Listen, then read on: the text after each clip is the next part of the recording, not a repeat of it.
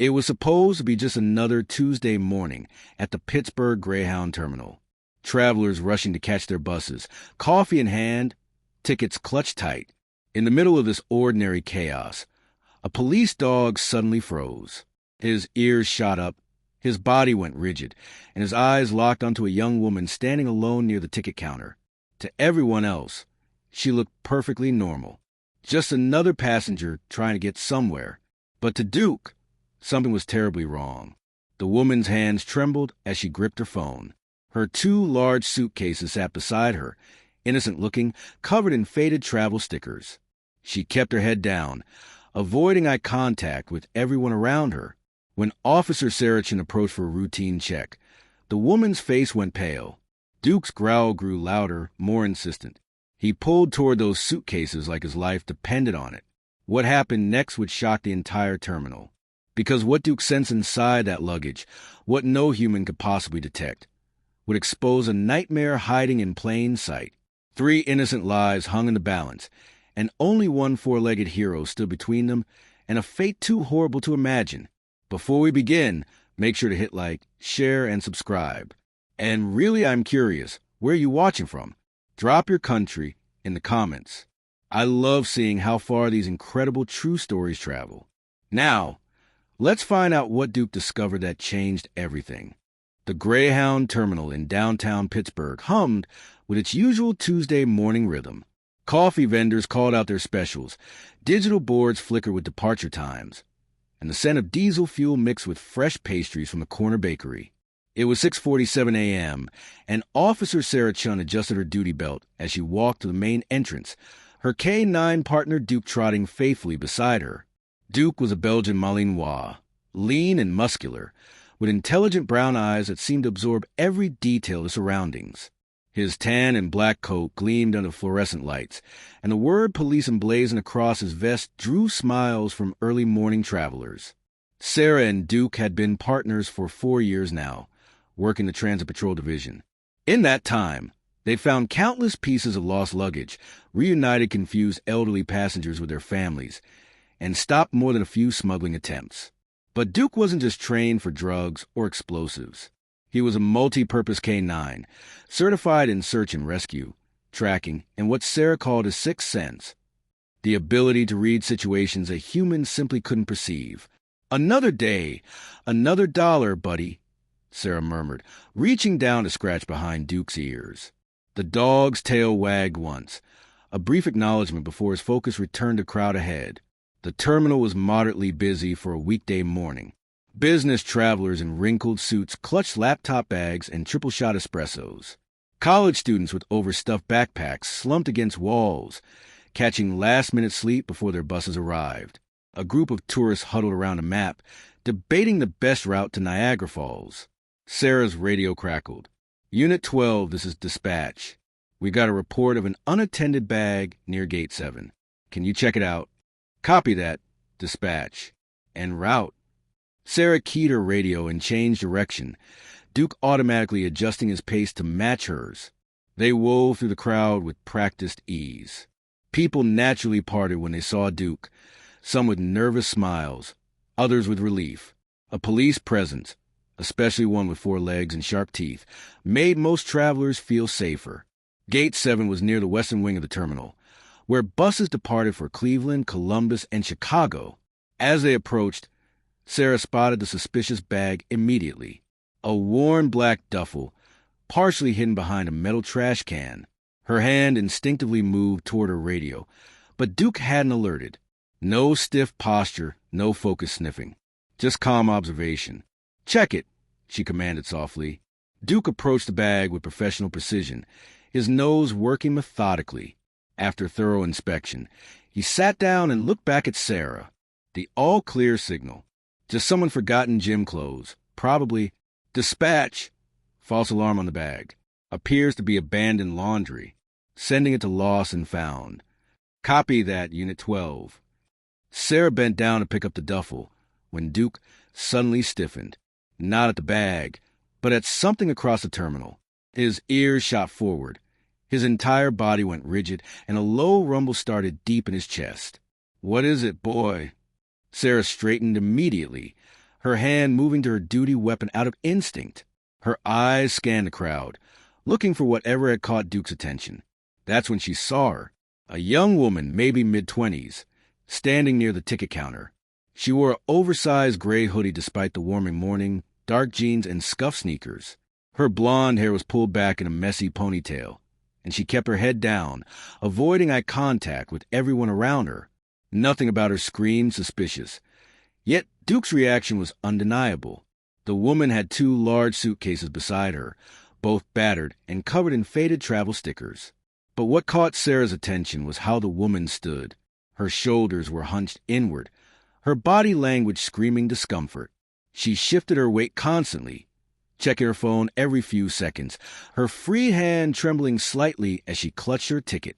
Duke took a step forward, pulling against his leash. Not aggressively, but insistently. Sarah had learned long ago to trust her partner's instincts. "Easy," she whispered, keeping her voice calm. "Let's take a look." They moved closer, maintaining a casual pace. Sarah didn't want to spook anyone or create a scene. As they approached, she could see the woman's face more clearly. Dark circles under her eyes, pale skin, lips pressed into a thin, worried line. The woman looked exhausted, like she hadn't slept in days. Duke's behavior intensified. His nose worked overtime, nostrils flaring as he processed scents invisible to human perception. His tail went completely still, a sign Sarah recognized immediately. He was on to something. "Excuse me, ma'am." Sarah kept her voice friendly, non-threatening. "I'm Officer Chun with the Pittsburgh Transit Police. Routine patrol. Mind if I ask you a few questions?" The woman's head snapped up, her eyes wide with instant panic. For a fraction of a second, Sarah saw something raw in those eyes. Fear, yes, but also something else. Desperation? Resignation? I haven't done anything wrong," the woman stammered, her hand clutching her phone tighter. "I'm just trying to catch my bus." "I'm sure you are," Sarah replied smoothly. "Just need to verify your ticket and ID. Standard procedure during morning rush. Where are you headed today?" The woman's eyes darted to her suitcases, then back to Sarah. "Chicago. Visiting family." Duke moved closer to the luggage, his nose hovering inches from the larger of the 2 suitcases. The rumble in his chest grew louder. Sarah's pulse quickened. Whatever was in that luggage, Duke had definitely detected something. "That's nice. Chicago's beautiful this time of year," Sarah continued, watching the woman's body language carefully. "Those are some pretty big bags for a family visit. How long are you staying?" "Just a weekend. I like to pack extra clothes." The woman's voice cracked slightly. She took a small step backward, positioning herself between Sarah and her luggage.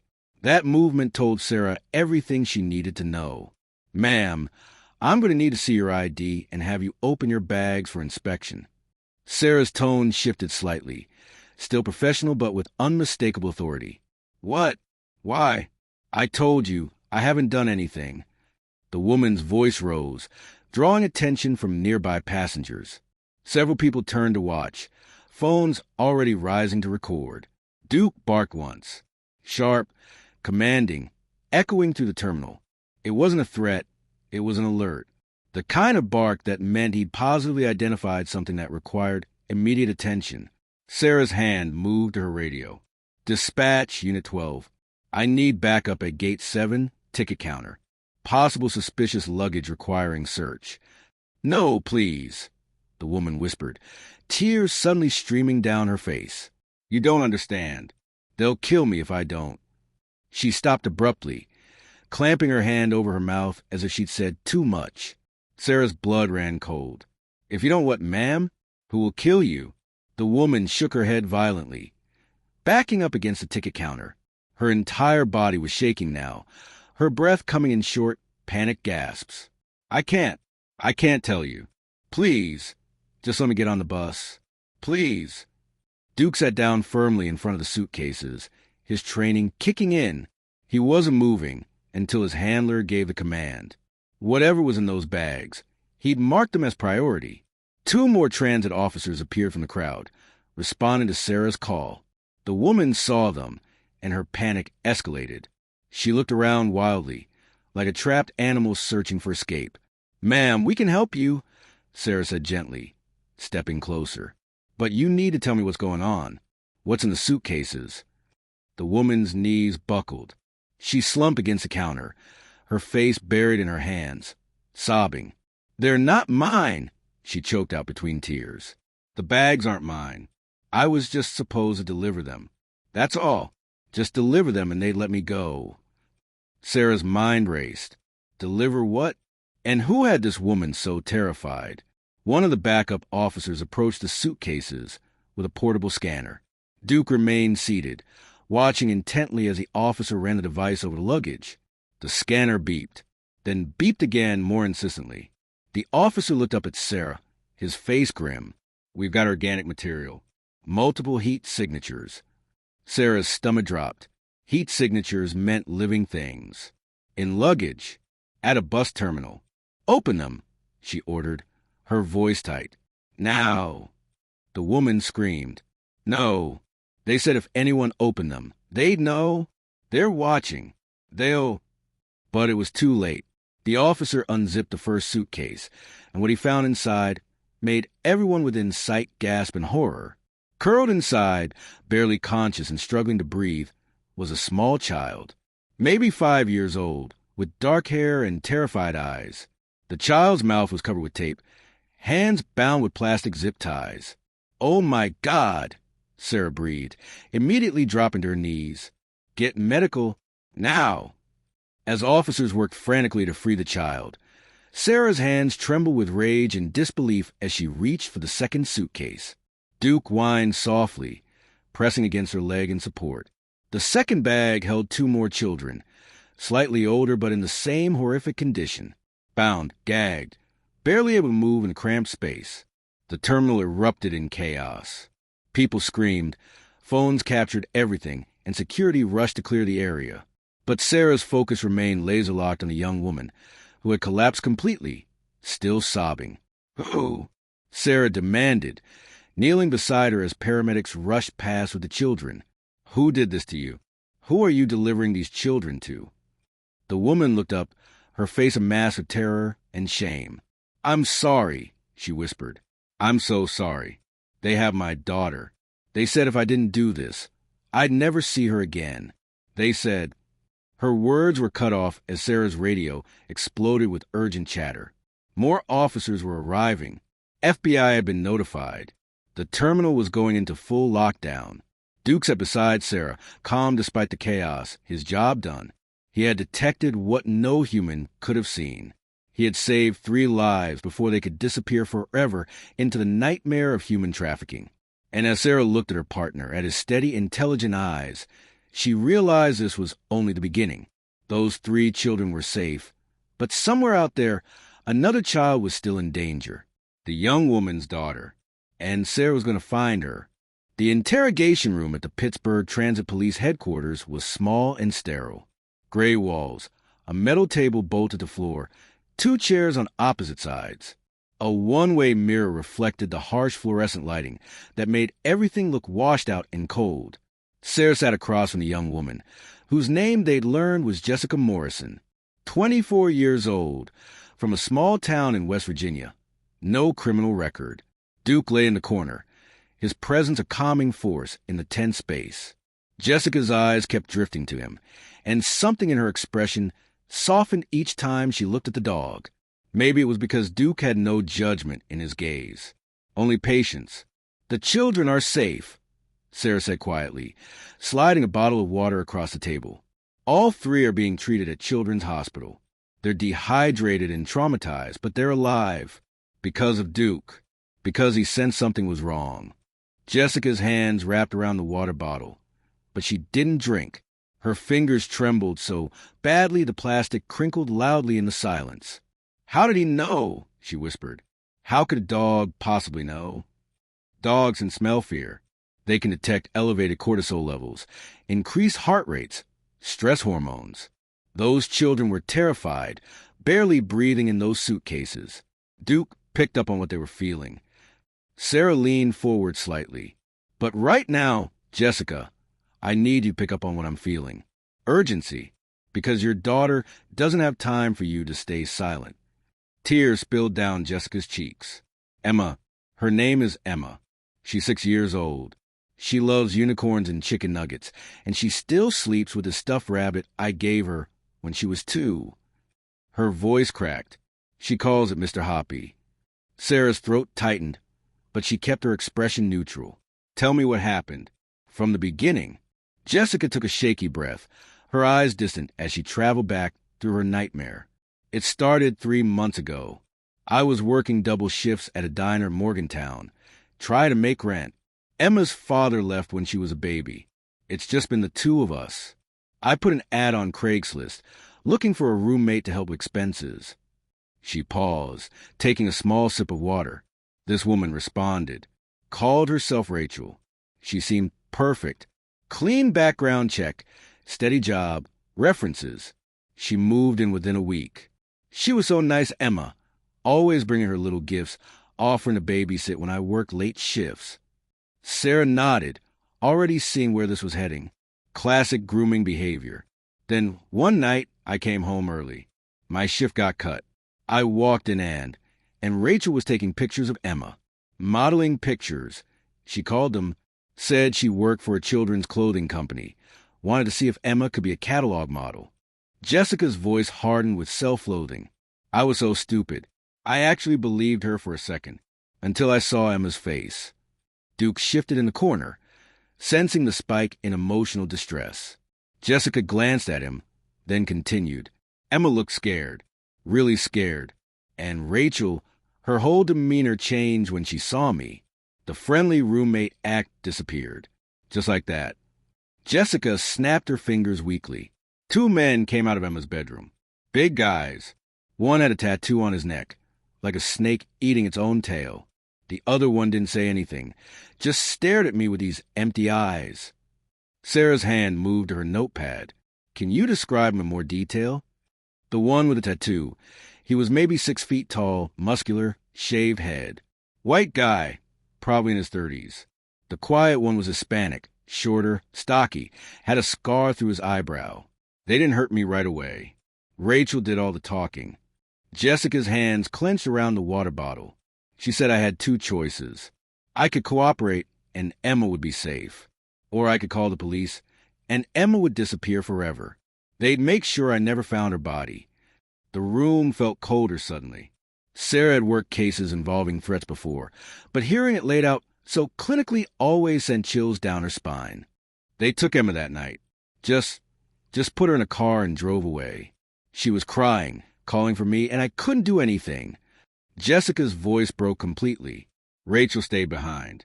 She showed me pictures on her phone. Other children. Dozens of them. Some were clearly stage photos. Kids posing for catalogs or whatever. But the others were different. Kids who looked drugged, scared, being sold. Sarah's jaw clenched. She'd seen those kinds of photos in trafficking cases. The dark web marketplaces where children became commodities. Rachel said I'd be making deliveries. Small jobs at first, just packages. Then larger ones. She said if I completed 10 deliveries without any problems, I'd get Emma back. This morning was supposed to be delivery number 8.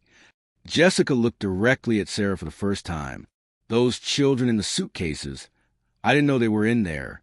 I swear to God, I thought it was drugs or money or something. Not people. Not kids. But you suspected, Sarah said gently. The suitcases were heavy. They had air holes punched in the sides. You had to know something living was inside. Jessica nodded miserably. I tried not to think about it. I tried to just focus on getting Emma back. 2 more deliveries. That's all I needed. Just 2 more, and they promised. They promised she'd come home. Jessica, traffickers don't keep promises. You know that, right? Even if you completed all 10 deliveries, they wouldn't have returned Emma. They have kept using her as leverage to force you into more jobs. Forever. The words hit Jessica like a physical blow. Her face crumpled, and she buried her head in her hands, sobs shaking her entire body. Duke stood up, walked over, and gently nuzzled against her leg. The gesture was simple but profound. Comfort from a creature who'd seen the worst of humanity, but still believe in connection. Sarah gave her a moment, then pressed on. Where were you supposed to deliver those children? Chicago. There's a warehouse near South Side. I was supposed to text a number when I arrived, then leave the suitcases at a loading dock. Someone would pick them up. I'd get confirmation Emma was okay, then instructions for the next delivery. The phone number. I need it. Jessica recited it from memory. Sarah immediately texted it to her colleagues in the FBI field office. Within minutes, they'd be tracing it, building a case, preparing to move. The men who took Emma, did they say where they were keeping her? No, but I overheard something once. Rachel was on the phone, arguing with someone. She said something about the facility upstate and how they were running out of space. She mentioned a town name, I think something like Clearfield or Clearview. Sarah's pulse quickened. Clearfield County. That's about 2 hours north of Pittsburgh. Heavily forested, lots of abandoned mining facilities and isolated properties. She stood up quickly. Jessica, I need you to work with a sketch artist. Get me detailed descriptions of Rachel and those two men. Every tattoo, every scar, anything you remember. Can you do that? Jessica wiped her eyes and nodded. Will you find her? Will you find Emma before they... Yes, Sarah said firmly. We will find your daughter. Duke found those 3 children when nobody else could. He'll find Emma too. As if understanding his name, Duke's ears perked up. He looked at Sarah with those intelligent eyes, and she could swear she saw determination in them. Sarah headed for the door, her mind already racing through logistics. FBI cooperation, search warrants, tactical teams. But as her hand touched the doorknob, Jessica's voice stopped her. Officer Chin, thank you for not giving up on us. For seeing that I'm not a monster. Just a mom who made terrible choices trying to save her child. Sarah turned back, her expression softening just slightly. You're getting a second chance, Jessica. Don't waste it. Help us catch these people. Help us save Emma and every other child they've taken. Jessica nodded, something like hope flickering in her exhausted eyes. Outside the interrogation room, Sarah's commanding officer was waiting with a tablet displaying a map of Clearfield County. FBI is sending a joint task force. They want Duke on the search team. If there are children being held in remote locations, his tracking abilities could be crucial. Sarah looked down at her partner. Duke sat at attention, ready for whatever came next. Then let's move.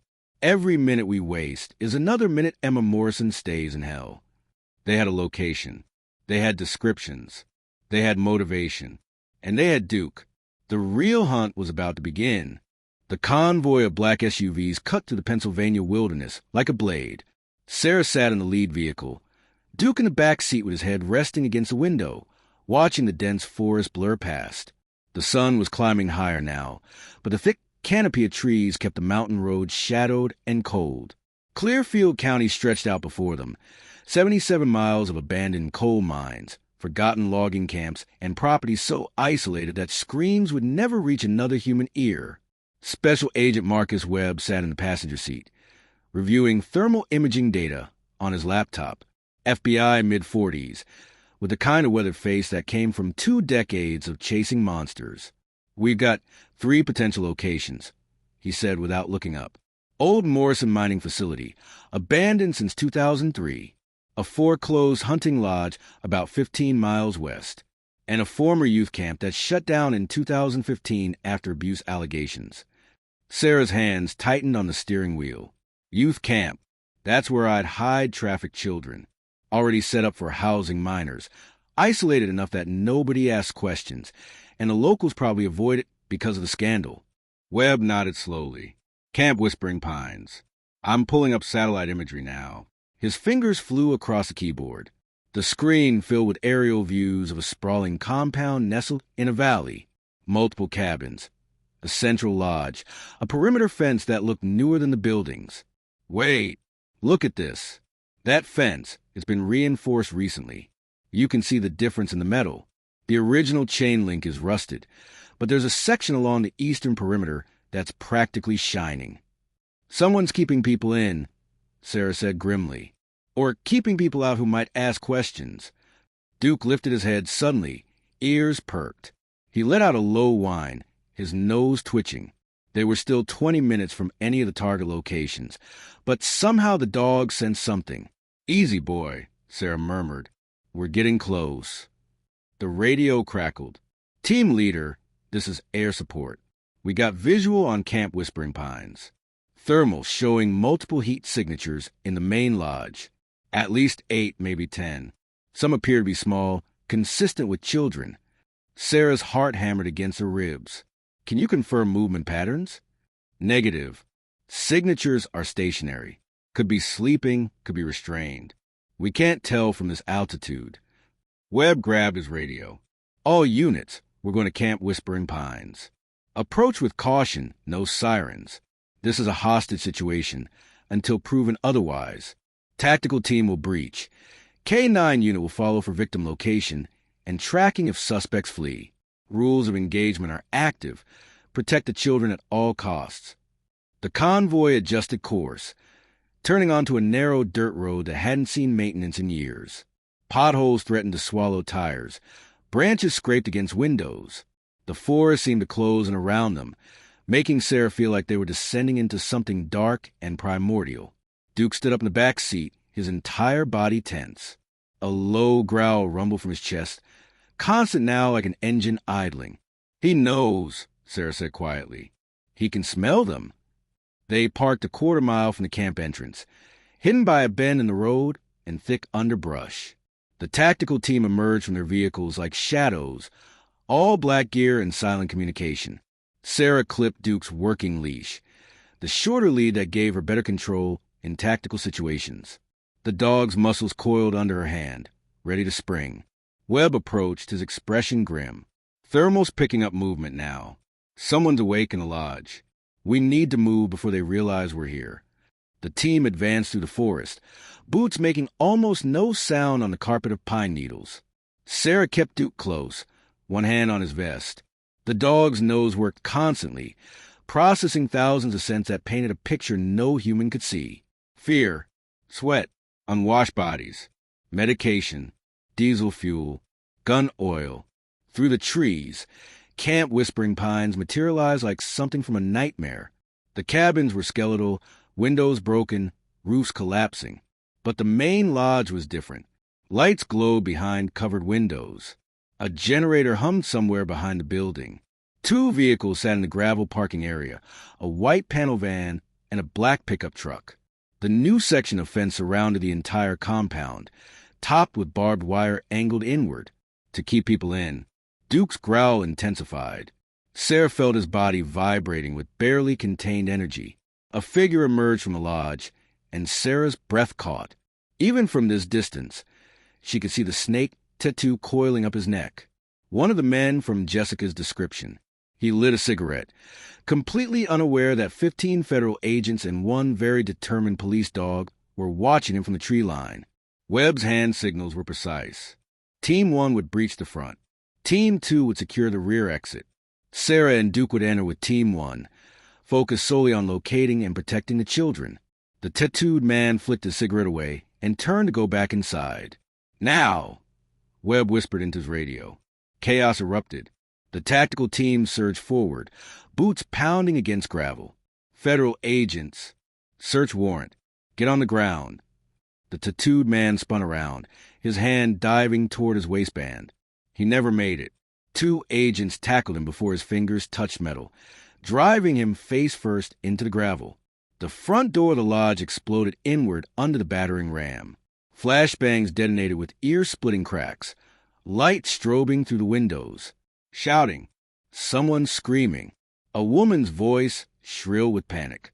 Rachel. Sarah released Duke's leash. Find them. The dog shot through the doorway like a missile. Sarah followed, weapon drawn, her training overriding the adrenaline flooding her system.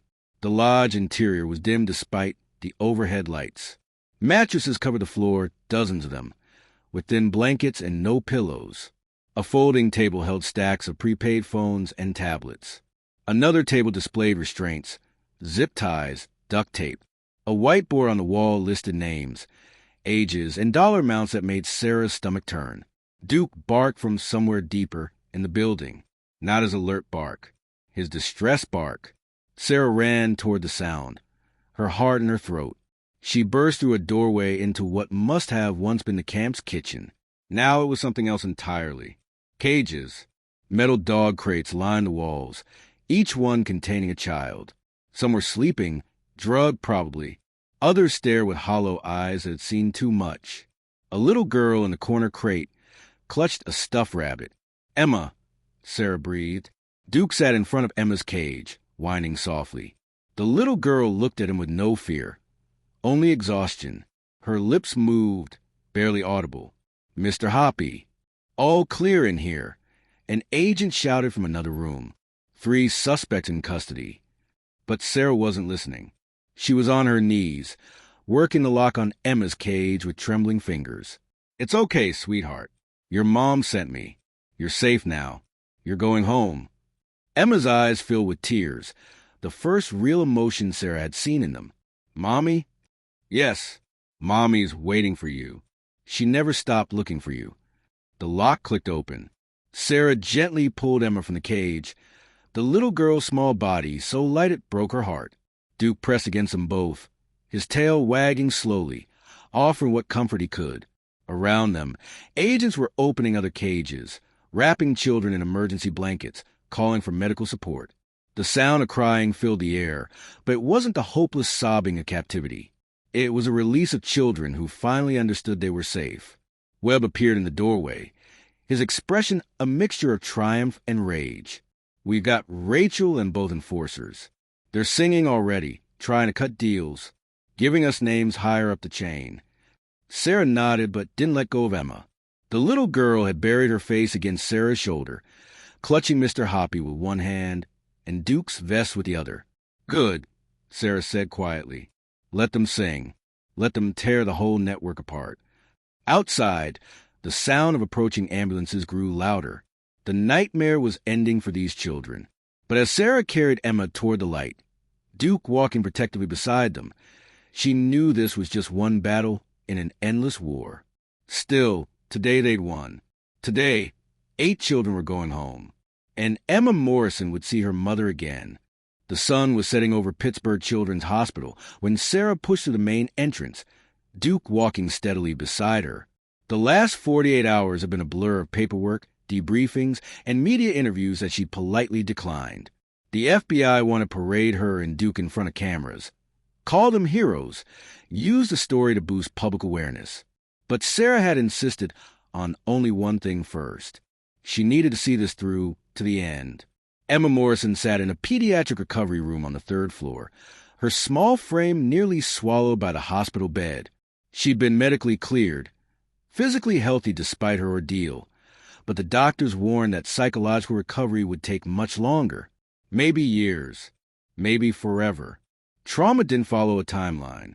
Jessica sat in a chair beside the bed, holding Emma's hand like she'd never let go again. She looked up when Sarah entered, tears immediately streaming down her face. "Officer Chun." "Sarah," she corrected gently. "Please, just Sarah." Duke approached the bed slowly, his tail wagging in that careful way he had around fragile people. Emma's eyes lit up, the first genuine smile Sarah had seen from her. "The hero dog," Emma whispered, reaching out with her free hand. Duke rested his chin on the bed, letting Emma stroke his ears. The little girl's fingers found the spot behind his left ear that made his back leg twitch slightly. She giggled, a sound so pure and innocent it made Sarah's chest ache. "He saved me," Emma said softly, looking at her mother. "When I was so scared, when everything was dark, I remembered the nice dog. And then he found me." Jessica wiped her eyes. Dogs always know. They can sense things we can't. She looked at Sarah. "The FBI told me everything you did. How you trusted Duke's instincts. How you didn't stop until you found her. How do I even begin to thank you?" Sarah shook her head. "You don't. You take Emma home. You love her. You get her into therapy, and you help her heal. That's all the thanks I need." She paused. "The district attorney called me this morning. Because you cooperated fully, provided critical information that led to multiple arrests, They're offering a plea deal. Probation, community service, mandatory counseling. No jail time. Jessica's hand flew to her mouth. Really? But I helped them. I transported those children. You were coerced under threat of death to your child. You were a victim too, Jessica. The DA understands that. But more importantly, you made the choice to tell the truth when it mattered most. You could have stayed silent, tried to protect yourself. Instead, you helped to save 8 children. Sarah's voice softened. That counts for something. Emma tugged on her mother's sleeve. Does that mean we can go home? Back to our apartment? Jessica looked uncertain. Honey, I don't know if we can afford. Actually, Sarah interrupted, pulling out her phone. A local church heard about your story. They've set up a fund to help you get back on your feet. And there's a women's shelter that specializes in helping trafficking victims rebuild their lives. They've offered you both a safe place to stay, job placement assistance, everything you need to start over. The gratitude in Jessica's eyes was almost overwhelming. Why? Why would people help us after what I did? Because people understand the difference between evil and desperation. Because Emma needs her mother. And because sometimes the world still has kindness left in it. Sarah reached into her pocket and pulled out something small, placing it in Emma's hand. A junior police badge, the kind they gave kids at community events. For being brave, even when you were scared. For holding on to hope. Emma clutched the badge to her chest, next to Mr. Hoppy. Can Duke come visit me sometimes? Sarah smiled. I think that can be arranged. Duke's pretty good at making house calls. Duke's tail thumped against the floor in agreement. A nurse appeared in the doorway. Sorry to interrupt, but there's someone here from Child Protective Services to discuss the transition plan. Sarah stood. That's my cue. I'll let you handle the official stuff. She started toward the door, but Emma's voice stopped her. Officer Sarah, will you catch all the bad people? All of them who hurt kids? The question hung in the air like a weight. Sarah turned back, choosing her words carefully. I'm going to try, Emma. Every single day, Duke and I are going to try. And because of you, because you were so brave, we've already stopped some very bad people from hurting anyone else. You helped save those other kids in that place. You're a hero, too. Emma considered this seriously, then nodded. Okay, that's good. Outside in the hallway, Sarah leaned against the wall and let out a long breath. Duke sat beside her, pressing his solid weight against her leg. She reached down and scratched his head, feeling the tension slowly drain from her shoulders. Special Agent Webb rounded the corner, his expression unreadable. Thought I'd find you here. Got an update. Good news or bad news? Both. The good news is Rachel and her associates are giving us everything. We've identified 17 more locations across 6 states, arrested 42 people so far, and recovered 31 children. The task force is calling it the biggest trafficking bust in Pennsylvania history. Sarah's eyes closed briefly. 31 children. 31 lives that might have a chance now. And the bad news? The network goes deeper than we thought. Rachel was mid-level at best. We're tracking financial connections to legitimate businesses, shell corporations, even a few people in positions of public trust. This is going to take years to fully unravel. Webb's jaw tightened.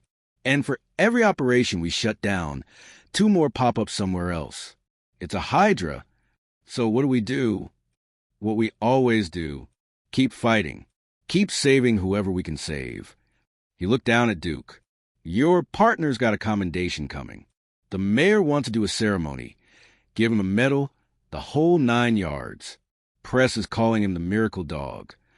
Duke's ears perked up at the attention, but his eyes stayed fixed on Sarah, waiting for her command, her approval, her direction, the partnership that mattered more than any medal. He doesn't care about medals, Sarah said quietly. He just wants to work, to find people who need help and bring them home. Sound like his handler. Webb replied with a slight smile. Look, I know you turned down the FBI recruitment pitch before, but after this case, the offer's open again if you ever want it. You and Duke, you make a hell of a team in our child exploitation unit. Sarah shook her head. Thanks, but no. Duke and I work best on the streets, in the terminals where people travel through. That's where we catch them before they disappear into the system. She looked through the window at Emma and Jessica, still holding hands. That's where we stop the nightmare before it really begins. Webb nodded, understanding. Fair enough, but if you change your mind, you got my number. After he left, Sarah and Duke made their way out of the hospital. The evening air was cool, carrying the scent of autumn leaves and rain. The city stretched out before them, millions of lights marking millions of lives. Somewhere in that sprawl, children were still in danger. Families were still being torn apart. Evil was still doing its patient, relentless work. But somewhere in that same city, 8 children were sleeping safely tonight. A mother was holding her daughter, and hope, that fragile and persistent thing, was taking root again. Sarah looked down at Duke.